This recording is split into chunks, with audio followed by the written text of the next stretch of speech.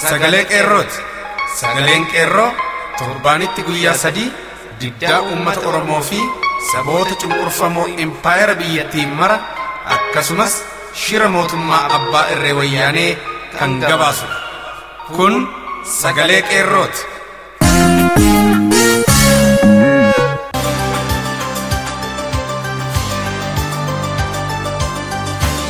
Amajjii 30 bara 2016 harka fuuni akkam jirtu jaallatamoof kabajamoo dhaggeeffattoota keenya.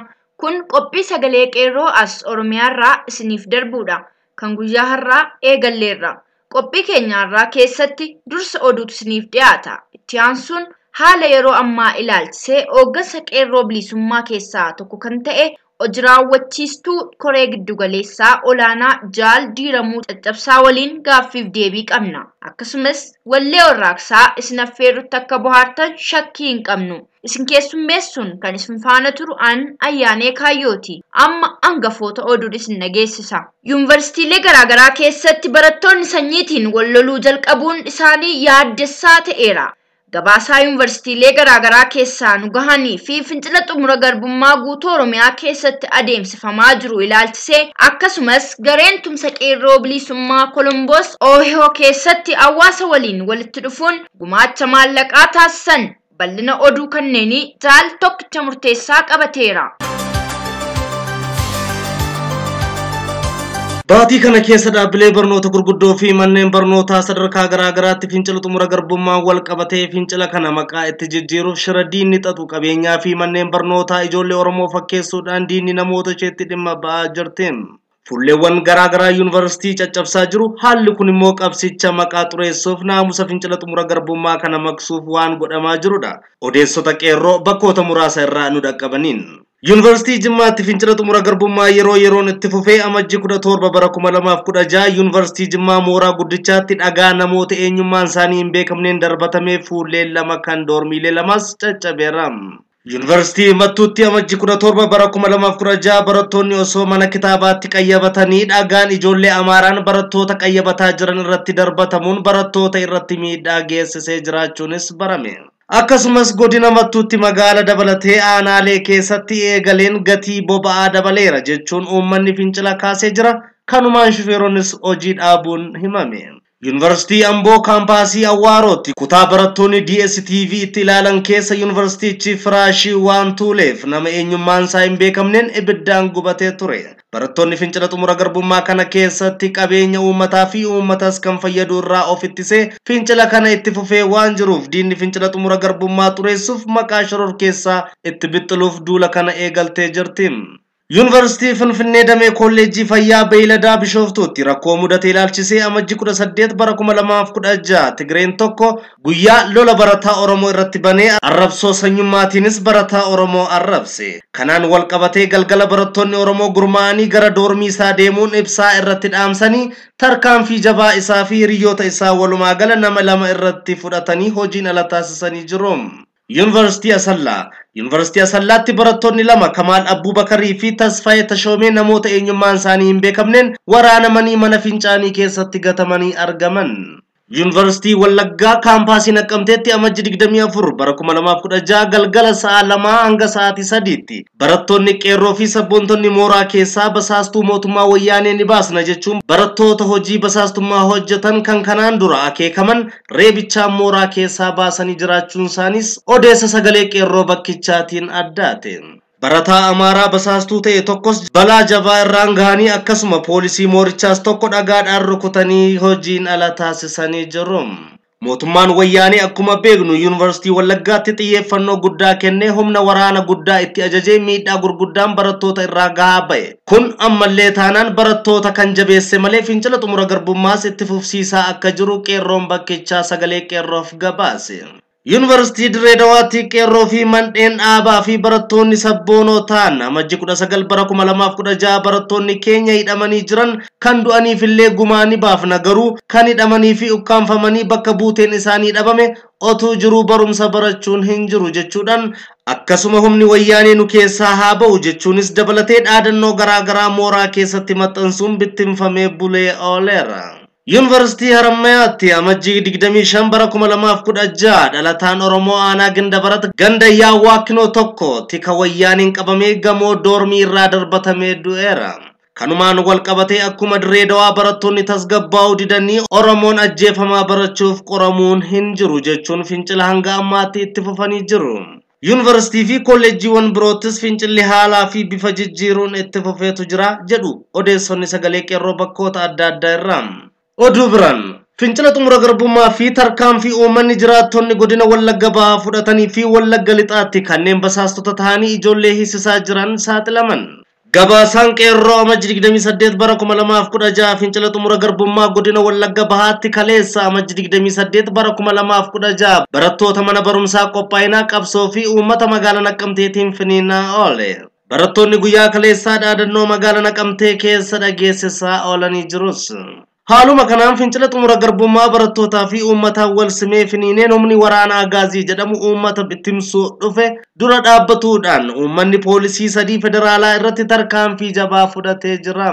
Poolisoonni sadanuu tarkaanfii uummanni fudhateen madeeffaman keessaa tokko hojiin ala ta'ee jiraachuunis saaxilame.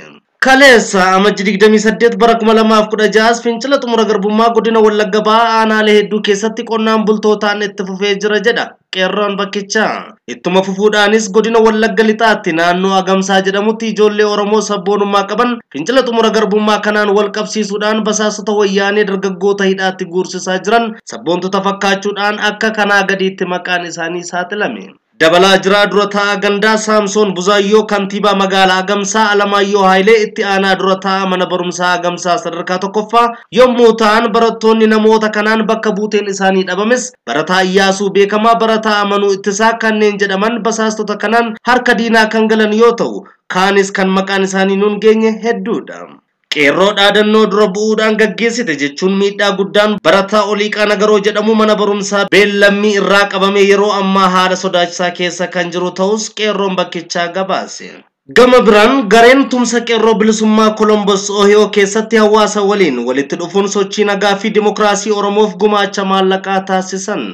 Tumsi qeerroo Kolombos Ohiyoo guyyaa amajjii 24 bara 2016 magaalaa Kolombos keessatti hawaasa naannoo waliin guyyaa yaadannoo fincila diddaa garbummaa irratti wareegaman yaadachuun suura wareegamtootaa irra habaaboo kaa'uun yaadatee kadhannaa maanguddoota Oromoon akkasumas qeerrolee biyya keessaa fincila xumura garbummaa gochaa jiraniifis gargaarsa godhanii jiru. Hanga mootummaa abbaa irree wayyaaneetti xumura itti godhamuttis akka qeerroo waliin dhaabbatan waadaa waliif seenaniiru. Kana malees Jaal Magarsaan Yuunivarsiitii Hawaasaatti hundeeffama sochii qeerroo bara 2011 keessatti qooda olaanaa kaffalaa kan ture wayyaaneetiin qabame maayikalaawwii keessatti gidiraan kana hin jedhamne kan irra gahaa ture yeroo ammaa biyya Ameerikaatti argamu walgahii kana irratti argamuun sochiin qeerroo eessaa ka'e akkamitti akka jiru ibsa kennee jira. Cabee jiru kana keessaa tokko jalayyuu jira. Kan isin irratti dhiibbaa qabu jira warra gargar cabe kana keessaa. Kan ofitti isin qabe isa kaanichi qabee isiniin gargaaramee kan socho'aa jiru jira. Dhaaba warra amma gargar cabee gargar deemee jiru keessaa. Gaaffii kun gaaffii bareedaadha. Dhaabolee anjakka baratti kaasan ture.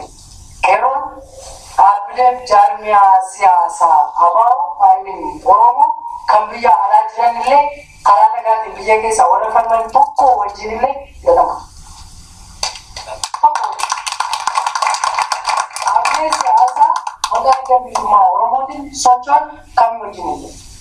Dhaabbilee karaa siyaasaa karaa nagaa biyya keessaa socho'anii wajjin illee. Sababni isaa qeerroon seera ittiin bulmaataa dambii caasaa mataa isaa kan danda'e hooggansa mataa isaa of keessaa baasee qeerroo akka isaatiif bulu. Kaayyoon qeerroo ifa. Karaa nagaatiin meeshaa waraanaa tokko malee mootummaa kana dura dhaabbachuudhaan rakkoolee mootummaan kun geessisu immoo idil addunyaatti beeksisuudhaan furmaata itti barbaadu. Malee yeroo filannoon biyya keessaa gahu ol ka'uudhaan yeroo filannoon dhufu immoo achi baduu miti. Yeroo hundumaa rakkoo Oromoo bira gahuudhaan qeerroon waraqaa miseensummaa kan ittiin guutan ayidiin qabu. Foormiin naqu hin barbaachisu. Oromummaa isaa dargaggummaa isaa qotti gaa kan inni jiru biyya keessa mootummichi kan inni jiru illee biyyuma keessa rakkoon kan inni jiru illee biyyuma keessa Oromoo kan inni jiru addunyaa siifan lolaa narraa wajjin nama dubbii otoo wajjin lolaa illee miti osoo wajjin lolanii silaa gaarii yoo dandeesse gaarii yoo dadhabde immoo narra gorii ani loluu fi qophiidhaan namni bakka bateessa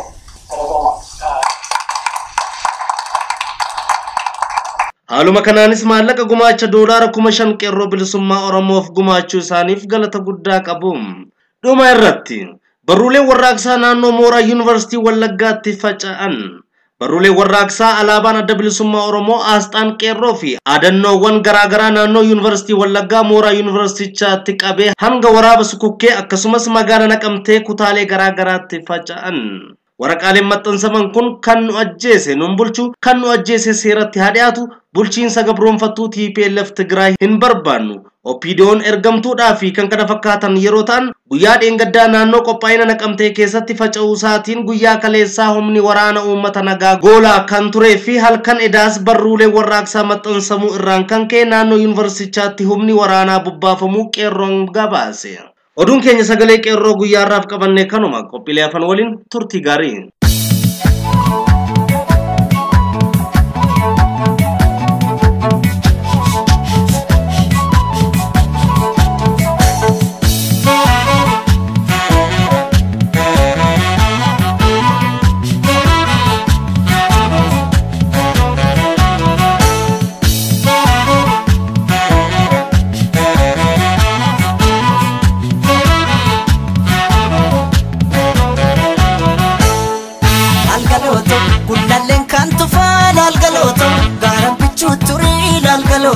Galaan finfinnee maasee laalgalooto silakka jaalalaa laalgalooto walirraan fagaannu laalgalooto jalaan nu fageesse laalgalooto gullalleen kan tufaa laalgalooto gaara bichuu turii laalgalooto galaan finfinnee maasee laalgalooto silakka jaalalaa laalgalooto walirraan fagaannu laalgalooto jalaan nu fageesse diiganii gaara sanaa gaara diigamuu malee nu baasan addaan baanee nu addaan ba'uu malee sooretti haadha sooree irbaanii rabuusa qabaay seeqanii sesseeqanii kan gargaar nu baata anjaraayin.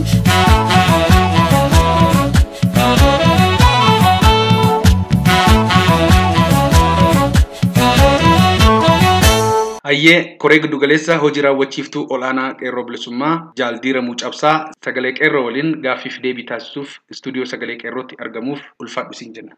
Isinillee waamtanii gaaffiif deebii kana wajjin gochuudhaaf galatooma. Fincila diddaa gabrummaa erga daangaan Oromiyaa habashoota kaabaan tuqame as bakkee garagaraatti gaggeeffamaati as ga'e. Walloo irratti, Wallaggaa Kokor irratti, Shawaa Gullalleetti, Anoleetti, Calanqootti, Baaleetti, Iluu Abbaa Booraa, Jimmaa fi kan kana fakkaatanitti abbaa biyyummaa falmachaa as ga'e. Qeerroon bilisummaa kun eessarraa as maddite yoom? Kaayyoon qeerroo bilisummaa maalidha? Gaaffii baay'ee gaariidha na dhiyeessite. Qabsoon Oromoo egaa ka turte Oromoon yoom qabsaa'uu jalqabe, eessatti qabsaa'uu jalqabe, garamitti deemaa jira? As keessa immoo gaheen qeerroo maali kan jedhu wal faana kaasni kan laallu taasirratti. Egaa daangaan Oromoo jalqaba toora jaarraa 14tti kan cabe. Seenaan biyya kanaa baay'een kaasu kana. Seenaa daangaan itti cabe kana immoo deebisanii daangaa san falmachuudhaaf konfedereeshinii lama dhaabbate seenaa keessatti. Konfedereeshinii Booranaati fi konfedereeshinii Baarentuuti yookiin immoo kuni akka walitti dhufeensa yookiin immoo ijaarsa koree humna waraanaa lamaatitti fudhatamuu danda'a. Warreen lafa abbaa isaanii deeffachuudhaaf karaa gama bahaatiin socho'an warra Baarentuu yookiin Bariixaantuu jedhamu kana. Warreen gama dhihaatiin socho'an warreen Boorana jedhaman kana. Kun egaa qabsoo keessatti qabsoo ammayyaa Oromoon sirna gadaa jalatti wal ijaaree humnatti waraanullee jabeeffateetti ka'edha. Qabsoo kanaan waraanee biyya abbaa isaa deeffatee biyyattii Impaayera Itoophiyaa jedhamtu tana akka amma jirtu kanatti kan teechise kanarraa ka'eeti Oromootu teechise. Kan jarri asiif achi xeebanii Teewodiroosii Maalxisiyyoo jedhan kuni dubbii sobaati. Oromoota akkanatti teechise qubannaa ammaa uummanni as keessatti qabu kana kan qubachiise Oromoodha. Gadaadhaan akkasitti qubachiise. Egaa kuni hanga jaarraa 16ffaatitti deeme amma jaarraa 17ffaa jalqaba jaarraa 17ffaatti deeme gadaa 9 waraanee gadaa 2 immoo nagaa ittiin buuse gadaa 1 immoo baalli ittiin bulchisiise walitti gadaa 12tu hojii kanarratti hirmaatee jechuudha. Gadaa 12 kana keessaa gadaan inni dhumaa baalli kan laate Goojjam keessatti. Kana gochuudhaan egaa biyya bakka ishiin jirtu teechisee abbaa biyyummaa isaa mirkaneeffatee booddee ollaa isaa wajjin nagaan akkamitti akka jiraatu irratti hojii hojjetee sanaan darbe. Nagaa Oromoon itti fide kana cabsaniitti irra deebii jaarraa 19ffaa walakkeessa jaarraa 19ffaa keessa immoo mootiin gara warra Habashaa kun uummata Oromoo kaan ajjeesuudhaan kaan mana keessatti gubuudhaan kaan harka muree hallayyaatti gatuudhaan deebi'ee lafa isaanii lafa Oromoo sana qabachuu qabe. Inni xalayaa Teewodiroos jedhama namichi. Xalayaan inni Queen Victoriaadha barreessee hin mul'isa. Lafti sun akka kan isaan ta'an biyyi inni qabachuuf jiru kun kan isaa akka hin ta'an. Kanaaf achirraa jalqaba jechuudha. Teewodiroos badii baay'ee uummata Oromoo irratti gaggeesse. Badii baay'ee gaggeesse kana keessaa immoo badiin gara jabinaan argitee lubbuu rasaasan ajjeesuu odoo hin taane maatii guutuu horii wajjin qabeenya wajjin mana keessatti naqanii abiddatti naquuni gocha ilma namaatiin gama jiru gocha seexanaati kun. Kun inhuman kan jedhamu sana jechuudha. Gocha kanarraa harka muruu fi miila muruu harma muruun kun jaarraa 15ffaa keessallee Oromoo irratti raawwatteetti jaarraa 14ffaa keessattuu bara 1434 hanga 64tti bara Zar Yaaqoob jedhan suni biyya Habashaa kana gadi duule Oromoo irratti raawwateera harka muruunii fi harma muruun. Kanumatti wal qabatee dhufee Yohaannisis sanuma dabalee uummata Wallootii irratti bara 1878 bakka Dirree Boruu jedhamutti filannoo 3 kenneef Oromoodhaaf. Tokko odoon feene Oromoon amantaa Islaamaa hordofu akka Kiristaana Ortodoksii ta'u. 2 abbaan kana didee akka biyya gadhiisee ba'u. 3 warri kana lamaan hin fudhanne harkiif miilli irraa citee hallayyaatti akka darbaman murtii dabarse. Egaa murtii kanaan warri murtii jalqabaa fudhatan kan akka Mahammad Abbaa Xoofaan Nigus Mikaa'el ta'ee biyyuma sanatti hafe. Warri murtii lammaffaa fudhatan kan akka Hasan Injaamoofaan achii ba'aniitti Jimmatti galan. Abbaa Jifaar jedhatti. Kaan isaanii immoo gara Sudaanitti baqatan. Kanaaf harki miilli irraa citee hallayyaa gataman. Qabsoon kun akkanumatti qabattee deemtetti bara 1889 matammaatti duula Mahadist Movement irratti Yohaannis isaanii sun gochuuf deemu.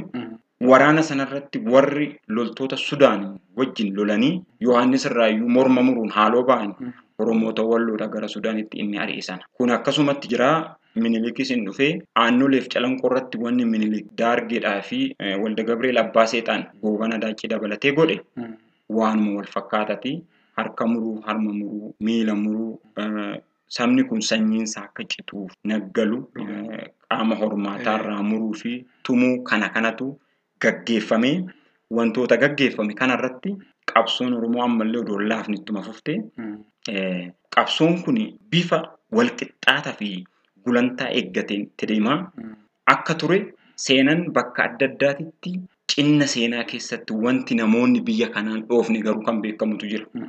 Fakkeenyaaf namoonni Oromoo kan Dirree Adawaat irratti duulan, namoonni Oromoo kan saniin booddee Maaca'utti duulan, namoonni Oromoo kan saniin booddee sirna abbaa lafaa sana fonqolchuu irratti hirmaatan.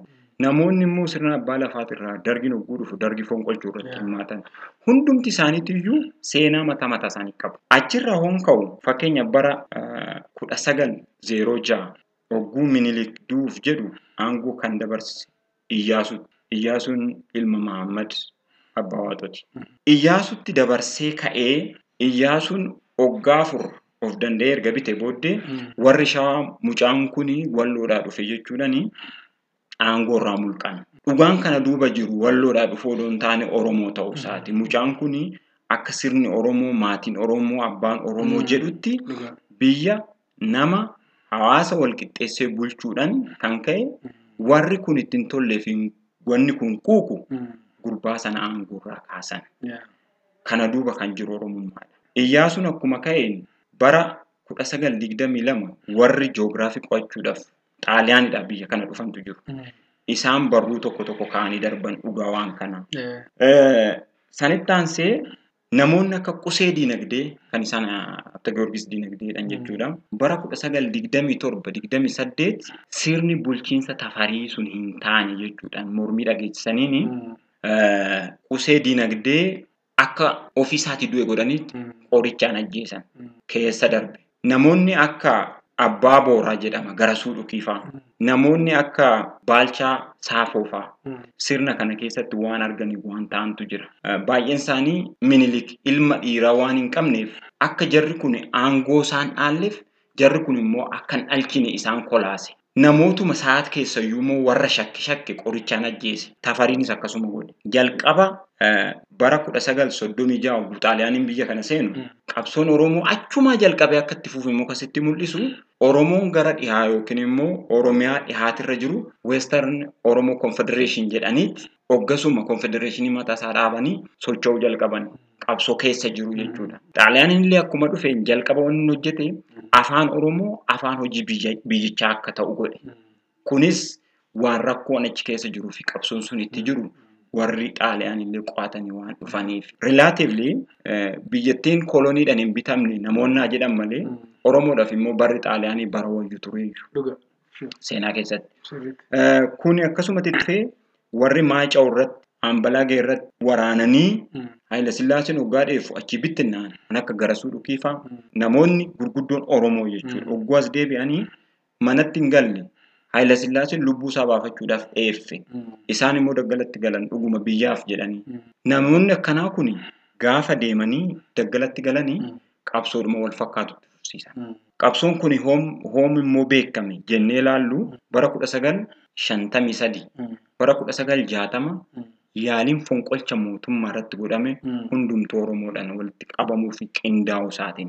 Kun akkasitti darbee amma ammaatitti gaaffiin Oromoo bakka hin geenye hin deebine waldaan Maccaaf Tuulamaa kan dhaabbate gaaffii kanarratti hundaa'e. Waldaan Maccaaf Tuulamaa karaa nagaa qabsoo san gaggeessuudhaa fi uummata gargaaruudhaaf dhaabbatee wanti inni dhaabbateef sunii fi akka inni dhaabbateef akeekni inni dhaabbateef sun immoo waan mootummaa sodaachise waldaan sun akkan hojjenne laamshessuu irratti bobba'e mootummaan Habashaa. Kanarratti aaraa fi quuqqaa waan qabuuf achi keessaa immoo ABO'n hundaa'ee ba'e. Kun immoo maal nutti mul'isaa? Qabsoon gama tokkoon karaa nagaatiin deemu karaa biraatiin immoo hidhannoon maddiidhaan deemuun akka irra jiru leessanii tokko barsiisa. Mata duree tokko nutti hima. Egaa hundeeffama sanarraa ka'e ABO'n qabsoo uummata Oromoo keessatti boqonnaa yeroo kamiyyuu dorgommii qabaachuu hin dandeenye gochuudhaan uummanni akka dammaqu, uummanni akka hobbeeku, uummanni akka mirga isaatiif qabsaa'u, afaan isaatiin akka baratuu fi afaan isaatiin akka hojjetu qubeellee bocee kitaaballee barreessee uummata kanaan ga'e. Qabsoon bara sana achii kaate sun bara 1993 bakka geeche jechuudha. 91 mootummaan dargii biyya kanaa badu. 93, 94, 95 immoo maaliin bakka ga'e? Yeroo baay'ee biyya kana keessatti kan namoonni jedhanii ABO'n oduu homaan godhin akka ba'etti kaasuu barbaadu. An garuu akka nama siyaasaa tokkootti hubannoo ani qabu maalinni ABO'n biyya kana keessatti dhaaba injifannoo guddaa galmeessisuu isaatiinis ragaa baay'ee qabuudhaan jedha. Tokkoon isinii kaasa yookiin lama. Jalqaba afaan Oromoo akka afaan barnootaa ta'u godheera. Afaan Oromoo waggaa dheeraadhaaf seerri illee irratti ba'ee namni lama wal faana dhaabbatee akka naasofne jedhame sun afaan barnootaa akka ta'u godhe. Lammeessoo homaanuyyuu odoon hirkatiin qubeen ofiisaa of danda'ee ittiin baratamu akka afaan kanaaf bocamu godhee dhaaba qopheesse. Sadeessoo obbo Ibsaa Guutamaa ogguu as ture san oggootii lama keessa yookiin sadi keessatti kitaaba afaan Oromootiin maxxane kitaaba koppii miliyoona 9 biyya kana keessatti facaasee deeme. Sadii jedha. Afraffaanii fi inni guddaan Oromoon yemmuyyuu taanan mirga isaatiif qabsaa'uudhaaf duubatti akka hin jennetti utubaa hin buqqaaniif hin sochaane utubaa sibiilaa dhaabee deeme. Qeerroon bu'aasaati har'a. Guddaa galatoomii ibsa bal'aa nuuf kennite. Anillee ibsa keerraa hedduun irraa gammade. Gaaffiin kootti aanu egaa qeerroon fincila diddaa gabrummaa muuxannoo Oromoon ganama jalqabde sana qabatee dhalachuu isaatii kan hubanne jechuudha. Kanaaf qeerroon kun yoom hundaa'e yeroon isaa? Egaa qeerroon akka lakkoofsa biyya faranjiititti bara 2011 hundaa'e. Kaayyoon ittiin hundaa'es akeekni ittiin hundaa'es karaa nagayaatiin qabsaa'ee uummata dammaqsuudhaan hiriirsisuudhaan mootummaa diina uummataa kan sanyii Oromoo balleessu irratti hundaa'e kana lafatti burkuteessuudhaan balleessuudha. Bara 2011tti eega hundaa'e booda waqtiin kun bara 2011 jechuun akka addunyaatti addunyaan waan tokko waan irraa barattee qabdi ture. Qabsoon karaa nagaa hangamta akka milkaa'uu akka danda'u fakkeenyaaf riivoluushinii biyyoota Arabaa keessa ture ilaaluu dandeenya jechuudha. Kanaaf qeerroon haala addunyaa kanaa xiinxaltee hubatteeti as baate jechuudha. Sure, sirriitti. Barri nuti irra jirruu fi jaarraa nuti amma keessa jirru jaarraa dorgommii sammuuti. Dorgommii sammuutiin immoo kan Oromootti dorgomuu danda'u hin jiru hin jedhe baay'eedhuma waan raajii natti hin fakkaatu. Sababni ani kana jedheef immoo maalinni uummanni kun uummata bara dur bulchiinsi hin turre bara dur namni waliin kabajne sanitti uummata walqixxummaa beeku. Uummata nama obsu, uummata nama guddifatu, uummata kan booji'e illee lafa cabsee fi niitii fuusisee jiraachisu, uummata sirna yoomiyyuu dorgomaa hin qabne sirna gadaa ijaarrateedha. Kanaaf bara amma nuyi irra jirru kana hubachuudhaaf baay'ee rakkatu uummanni kun. Ijaa kana ta'eef odoo rakkanne karaa nagaatiin qabsoo adeemsisuun ni danda'ama jedhee waan kana boceetti gale. Duraanuu qabsoo karaa nagaaf abbaa jechuudha. Abbaadha duraaniyyuu. Wanti amma Arab Spring irratti ture suni waan nuti itti turre waan beeknu nuyiif. Jechama tokkotu jira. Waan hin kolfaa'ee jedhee gaafateedha na gurbaa tokkotu. Waan hin kolfuu jedheen jaarsisaa. Maaf hin kolfine jennaani namni kan kolfu waan hin beekne oggaatti himte. Waaqayyoon hundumaa waan beeka maalti isa kofalchiisaa. Akkasi qabsoon Oromoon qabsoo durumaa itti beeka. Thank you. Hedduu ulfaadhu. Waan addaan uumne jechuudhaaf. Jaaldiiramu hedduun sirraa gammadaa jira. Bara 2014tti wayita maaster pilaaniin wayyaanee inni haaraan kun yookaan inni dhokataan kun ifa ta'u adda durummaan qeerroon maaster pilaanii kana mormuun fincila diddaa gabrummaa gaggeessaa tureera. Waqtii kana irra guddaa naannoo Ambootti qofa murtaa'ee kan deemaa turedha. Kan baranaa kana maaltu isaan kanarraa adda godha? Gaaffii gaariidha. Kan duraallee naannoo Ambooti irratti qofa miti kan murtaa'u naannoo Ambooti jalqaba ka'a. Naannoo Ambooti jalqabas ka'u bakka bakkatti ciccitee immoo ka'a ture. Wanti bakka bakkatti ciccitee ka'u kun yeroodhaan isin ciccitaa bakkaan isin ciccita. Isa kanatu barana takkaatti bakka tokkotti akka tokkotti bifa tokkoon ka'e. Kun immoo maal nutti mul'isa? Guddinni qabsoo karaa nagaatiin godhamu kuni bokokni qabsoo uummata keessa jiru kuni bakka wayii gaheera dhoowuun irra jira ture. Erga takkaa dhoowaa, erga takkaa bilchaataa, erga takkaa gahaa isa santu mul'ate amma. Hin guddatee, hin bilchaatee, hin dhoowee. Gaafa bilchaatu immoo erguma takkaa bilchaata. Midhaan dura daraarte takkaas qacceedhaaf takkaaf simbiraafii jedhama miire dura akkas nu gochaa turan. Amma sun hin danda'amu. Guutumatti erga takkaa dhoowaa, guutumatti erga takkaa guddatee, guutumatti erga takkaa bilchaatee amma sadarkaa namuyyuu to'achuu danda'u ooli. Kanatu adda isa taasisa jechuudha. Hedduu nama gammachiisa. Egaa qabsoo kana keessatti guddina qabsoo kana keessatti gumaanni yookaan ga'een miidiyaalee kanneen akka OMN, Sagalee Bilisummaa Oromoo, VOA, kaanis kanneen akka Facebook, interneetii garaagaraa kuni gumaatni yookaan qoodi isaan qaban akkamitti ilaalama? Baay'ee kan nama ajaa'ibu. Egaa language is power jetti warri dhiyaa kuni. Media is power. Yerootti jennutu kanaama. Qabsoon kun akka jalqabamu, akka guddatuuf, akka daraaru qeerroon Oromoo gahee guddaa taphatu malee qabsoon kun akka wal ga'uuf akka dhaga'amu kan godhe miidiyaalee kana. Kanaaf miidiyaa asirratti maqaa dhoofte kana OMNs, Facebookis, Sagalee Qeerroo Bilisummaati. Hundumaaf weebsaayitoota garaagaraallee. Hunduma isaaniitiifuu kabajaaf dinqisiifannaa addaa kan qabu. Weebsaayitoota kanneen akka gadaa.com, bilisummaa.com, kan maqaa dhoofne kan maqaa dhiisna dhugaadha yoo dhafi. Ayyaantuu.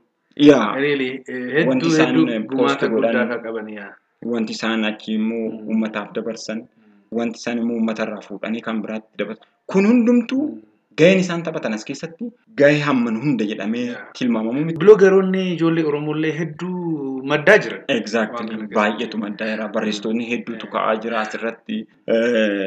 Even Hedduu jajjabeeffamullee qaba. yeroo itti namoonni wantoota kana qofa araadanillee wanta kanatti bobba'anii dubbisan. Kun hundumtuu dinqisiifannaa addaa kan qabaaf gahee guddaa taphatan. Ayyaa ulfaadhu. Fincila diddaa gabrummaa qeerroon bilisummaa gaggeessaa turte kana qabsicha unutu hoogganaa jira jechuun biraandii qeerroo fudhatanii faacha qeerrootiin geeraruu kan barbaadan argaa jirra. Qeerroon isaan kana akkamitti ilaala? Kan baay'ee nama ajaa'ibu jechuudha. Qeerroon qeerroodha. Jarreen kaan adeemsa mataa isaanii qabu. Qeerroon adeemsa mataa isaa qaba. Isa ammaa kanaaf qaamni kamiyyuu qeerroodhaa ol abbaa ta'uu hin danda'u. Maqaa qeerrootis namni biraa fuudhee ittiin waa afarsuu hin danda'u. Kana qeerrootu godhe. Qeerroon immoo homaaniyyuu miti kan dhiibamte kana goote.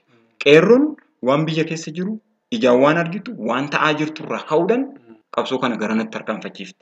Qabsoo bilisummaa Oromootu dhale jechuudha. Kanaaf Oromoo keessa waan jiru cunqursaa Oromoo santu qeerrooyyuu dhalee qeerroon immoo cunqursaa san fuutee kaatee qabsoo amma finiine kana kan daraare kana kan bilchaachaa jiru kana qeerrootu kaasee qeerrootu xumura.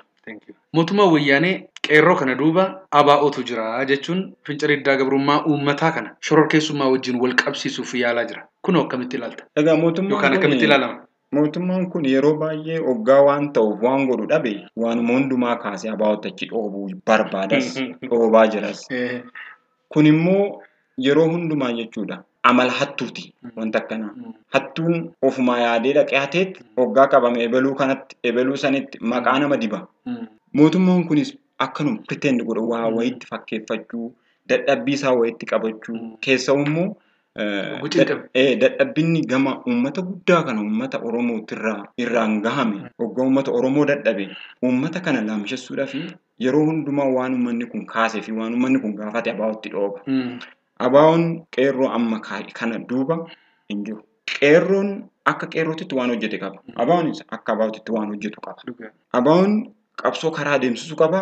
Qeerroon karaa adeemsisuu qaba. Kanaaf kuni kanuma qeerrooti warri faranjii maal jetti seete? Taste the bitter jetti yookiin immoo waan hadhaa'uu kana sirriitti dhandhamii. Taste the bitter, taste the reality jetti. Kana isaanumti fudhachuu qabu. Qeerrootu kaasee amanuutti irra jira. Waan qeerroon gaafatti deebisuutti irra malee kan biraatitti harkisaniitti dhoobuun kuni karaa naman deemsisuu, karaan ganda duuba naman dabarsu jennaan. Dubbiin kee baay'ee bilchaataa fi ulfaataadha. Qaamonni gariin ammoo qeerroon hoggansa hin qabu jedhu. Isaan kanaaf deebiin kee maali? Qeerroon wanti hoggansa hin qabne hin jiru. Qeerroon yoo hogganaa qeerroota hoggana. Kanaaf hoggansa caaluu qaba qeerroon. Hoggansi immoo otoo hin jiraanne takkaatti waan akkana fakkaatu kutaa Oromiyaa guutuu Oromiyaa jechuun biyya kutaa kana guututti halkan takkatti sa'aatii takkatti waan akkanaan argitu saniyyuu hoggansa baay'ee abshaala hoggansa baay'ee barate hoggansa baay'ee ciccimaa egaa kanatu keessa rarraaba qeerroo keessa kanaaf hoggansa doon qabaanne akkamitti hojjetame hojii bilchaataan kana fakkaatu hin hojjetamu. Even ijoolleen karaa nagaa bahanii daandiillee otoo hin cufiin hiriiranii taa'an. Dhagaa odoon darbatiin daandii odoon jefin tokko gaa biraa du'e anas na ajjeese deebi ammallee odoon sodaatiin fi odoon rifatiin tanitti deemu. Waan addunyaa dinqisiise. Hoggansa.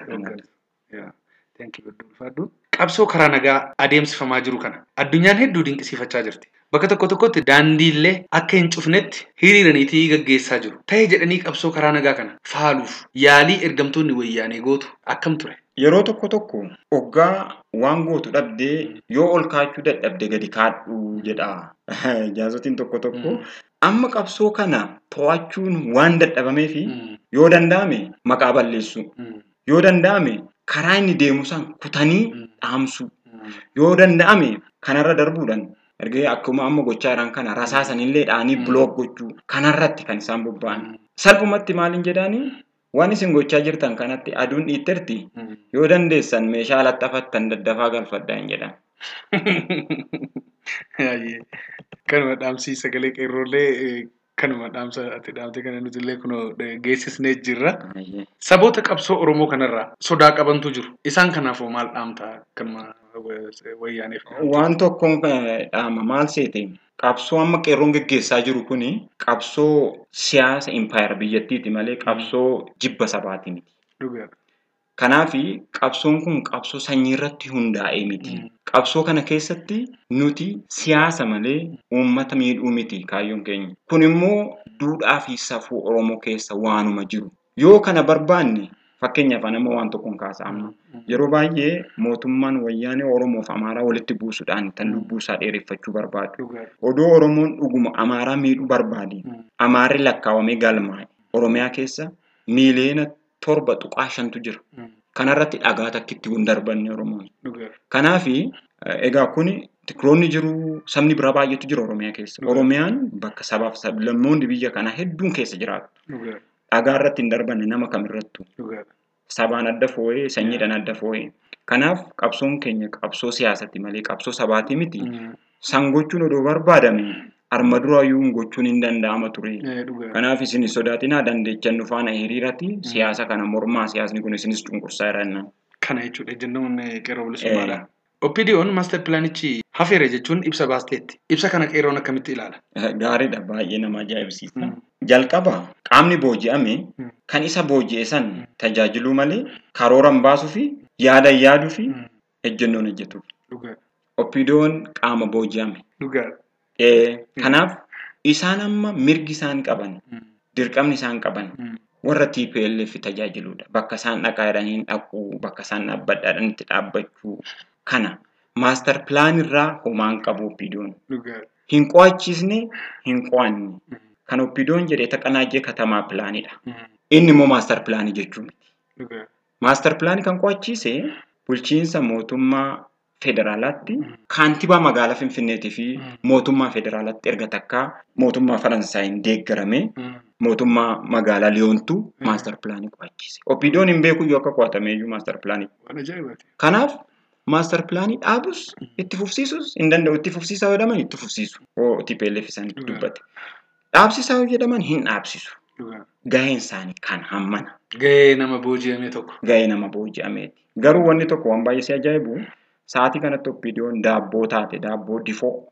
Difoon karaa jalaa sitti boba'a. Karaa olii sitti boba'a. Argite akkasuma taate amma. Asii uummata gubaara.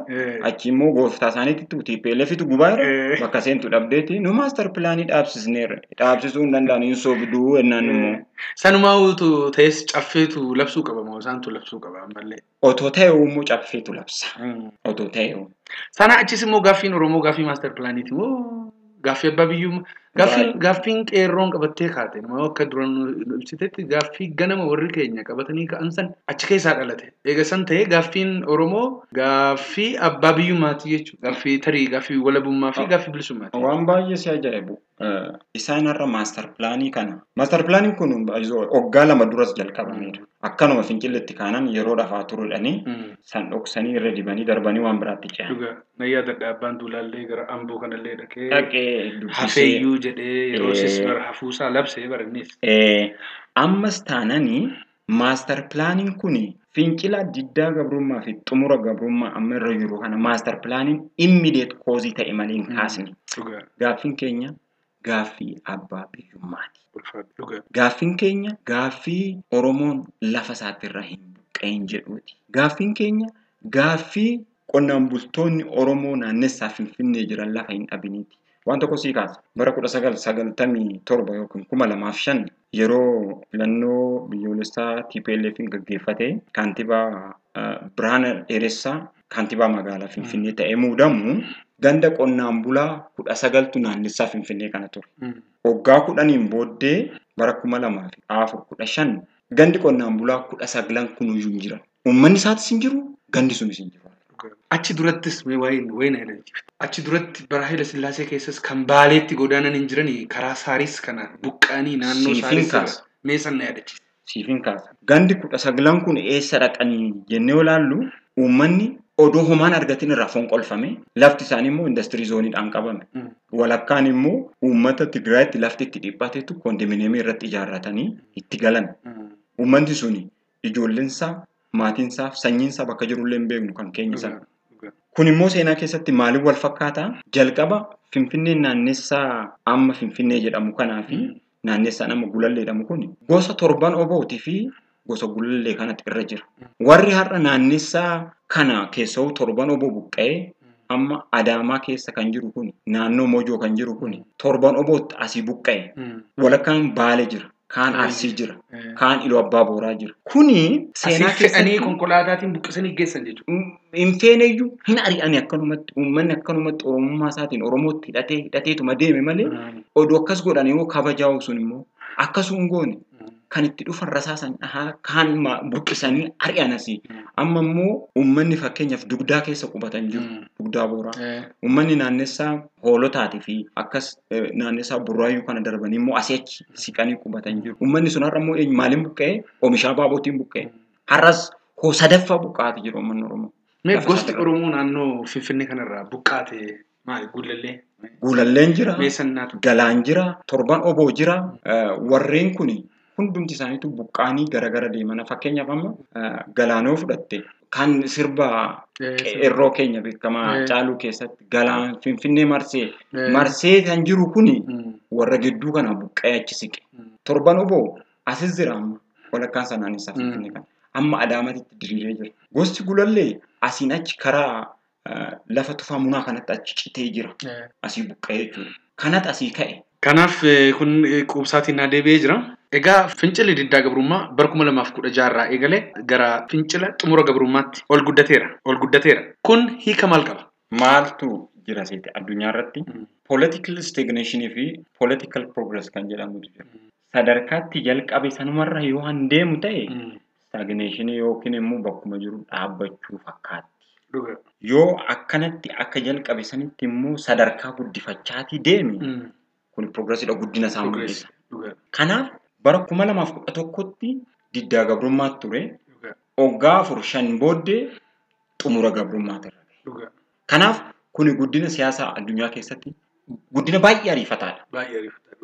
Baay'ee ariifataadha. Kuni akka walii galaatitti maal nutti mul'isa? Tokkummaa kan nuti jechnee waggaa dheeraa irratti hojjetaa turre suni tokkoomuusaa kan dhugaadhaan nutti mul'isudha amma. Tarsiimoon dabalataa qabsoo karaa nagaa gaggeessuuf gargaaran kan Oromoon itti dabaltee adeemsisuu qabdu maalidha? Waan laman sii kaasa. Kutaa itti aanutti qabannee dhiyaanna.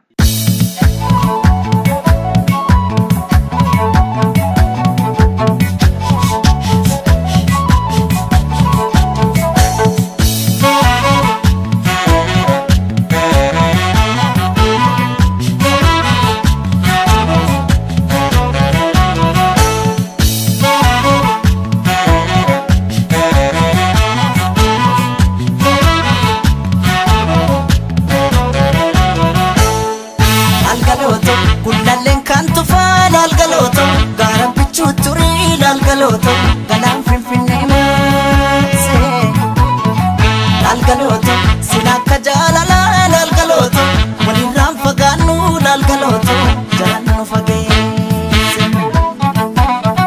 laalgalooto gullalleen kan tufaa laalgalooto gaara bichuu turii laalgalooto galaan Finfinnee marsee laalgalooto silakka jaalalaa laalgalooto walirraan fagaannu laalgalooto jalaan nu fageesse diiganii gaara sanaa gaara diigamuu malee nu baasan addaan baanee nu addaan ba'uu malee sooretti haadha sooree irbaanii rabuusa qabaay seeqanii sesseeqanii kan gargaar nu baata anjaraayin.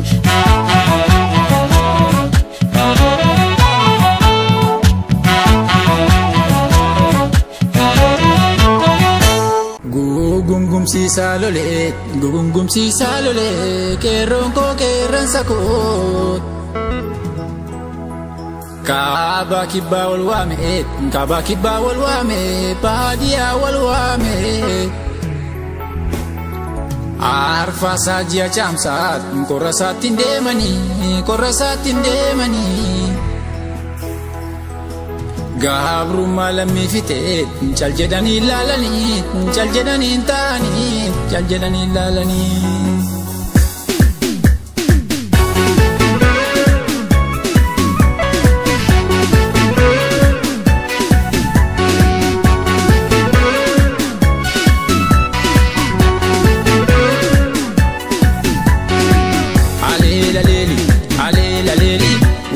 Bakero leli, alela leli, murata kaya leli. Alela leli, wabisa bakero leli. Alela leli, wabisa bakero leli. Muditi sinara gaditi tigawe, anogo tabiya kero ko fanawe. Alela leli, murata kaya leli. Kandina soda te kapsora debinet, iri mangota kero biya kate. Alela leli. Galasa nagasa chali murmalawet Iribi akate mafchista kajawet Alela leli, murata kaya leli. Kalake radina ngolatu kate Malim tagaf toko yobine sinyate Alela leli, wabisa kaya leli. Shimala dakka danke rondi nadawet Baktera fuwayu erot kenikawe Alela leli, wabisa kaya leli. Alela leli, wabisa bakero leli. Alela leli, murata kaya leli.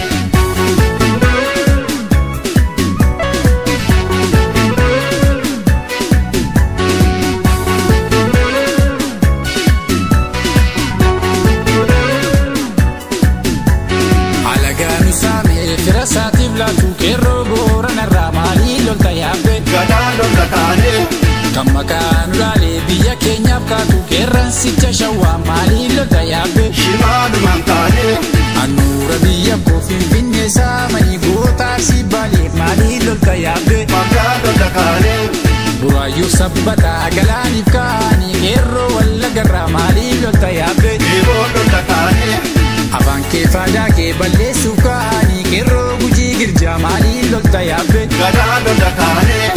Isanu belese ofi kufenya tu kero ilu gubba mali lolta yabe. Gadalo lakane. Gadela migantu gurgurtu biya shegoti chagarrayu mali lolta yabe. Awelo lakane. Ichiti iyadina kana sasu wallo kamisera mali lolta yabe. Gadalo lakane. Dubbi doksan kamne galtu galafanna kero ambarra mali lolta yabe. Shamodo lakane. Gantu Oromia alaga dablatu kero arargira mali lolta yabe. Manchalo lakane. Utubiya kamnu kambiya na yasu kero jimma esa mali lolta yabe. Gadalo lakane. Kero dedemma kai wal kakasi biyaf kanaba wabil lamisi. Kero lolamma le gablu malin duftu bilisu mani gablu malin duftu jabatu ya kero.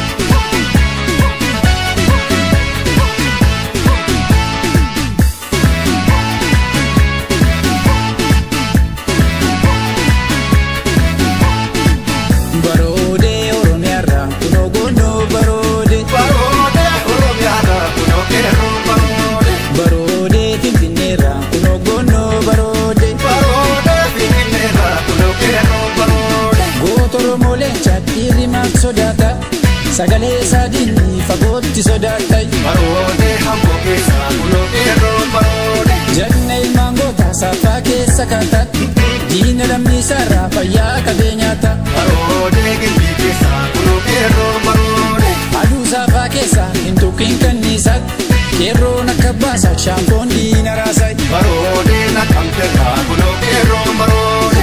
Akabba keduri shampon itti dulit refa dina keti walirra tutulit. Barode adamara kuno kero barode. Bobo kisadu fe wobo wobi sabak dina kawe miti harkan fige kabay. Barode horro kesa kuno kero barode. Irri lafa gute humni gara bawut jagna lubulate lammisaaf dhamawut. Barode kesora kuno kero barode. Kota ilmangota kapsota kajelut lollee injifanne gantuu haa aleelut. Barode mirga